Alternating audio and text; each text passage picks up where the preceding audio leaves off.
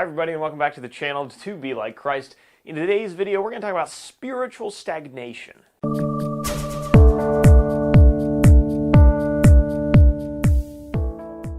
I don't know if you know the story of the children of Israel leaving Egypt and coming to the promised land, but it goes something like this. Children of Israel, the Israelites, were slaves in Egypt, and God sent 10 plagues on Egypt, and Pharaoh finally let the people go. They go through the Red Sea, and then they cross the wilderness, get the 10 Commandments in the process, and then they finally get to the border of the Promised Land. And the Promised Land was a land that God had promised to give to the Israelites hundreds and hundreds of years ago. God had promised them that if they were willing to trust Him, He would give them this land and help them conquer the enemies. And when the people arrive at the border, they decide, well, why don't we send out a delegation, a few men, to go look at the land, see if it's a good place to live, how's it going to be for food and water, and take a look at our enemies. What are the enemies like? Are they powerful? What kind of cities do they live in? What kind of military power do they have? So the delegation goes out and they spy out the land for several days, and then they come back and they have a discouraging message, and they discourage a lot of the people. The majority of that delegation came back and they said, the land looks good, but the people that live there are really powerful. They have a lot of military prowess. I don't think that we can conquer them. They tell the rest of the people this, and the people are like, God, why did you bring us out here to die in the wilderness? And God is not pleased that they are complaining or that they don't believe His promises that He'll give them the land if they try. And so God punishes them.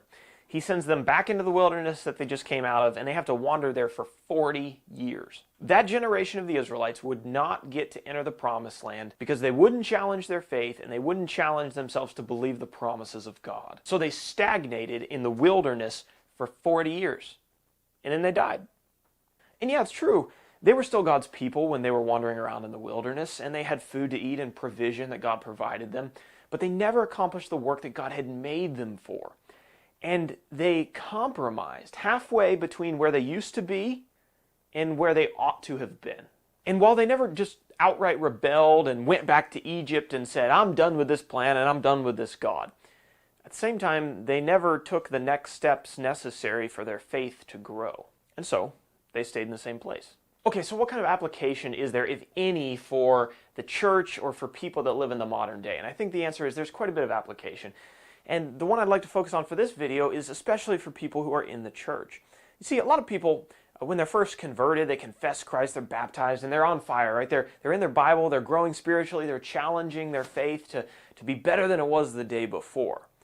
But a lot of times, and you've probably seen this happen, that tapers off eventually. And 5 years down the road, those people are the same people that they were 5 years ago.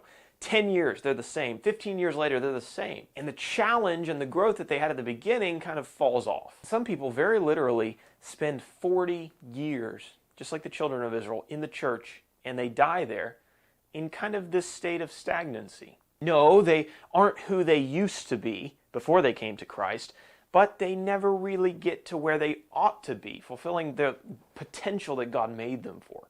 And so here's what I want you to take away from this video, and that is that the next time that you come to the border of a new challenge, or to the border of another point of growth in your Christian walk, or to a step of faith that maybe you haven't taken before, and it's a little bit more risky than the one you took yesterday. Or maybe it's something that needs to be done, and you have some doubts about your ability to do it, but you know that God would want to see it done. I want to encourage you to approach that border, but then not turn around like the children of Israel in discouragement and say, well, I'm just going to stay where I am because I'm not really sure that I trust. Yeah, God probably wants me to do this, but I'm just not. I don't know that I believe. If that's our approach, we're going to be in the same spot 40 years from now that the children of Israel were. I want you to cross that border, and I think there's good reason to do that based on the promises of God that He's going to be there to help us and to support us and provide for us. I think at the end of the day, all of us want to have greater faith than we did yesterday. We want to be able to take steps out in faith that are greater and maybe more risky than the ones that we did yesterday. We want to trust the promises of God more than we did yesterday and to allow our faith to continue to grow. That can be difficult, but I think what it really comes down to is, do you trust God or do you not? So leave behind the example of the Israelites. They already did that. It didn't turn out really well for them. Move on to your potential, what God made you for. Don't go back to where you were. Don't stay where you are today. Move on tomorrow. Thank you for watching the video. If you have not subscribed, do that. Share the video with your friends or anyone who may benefit from it.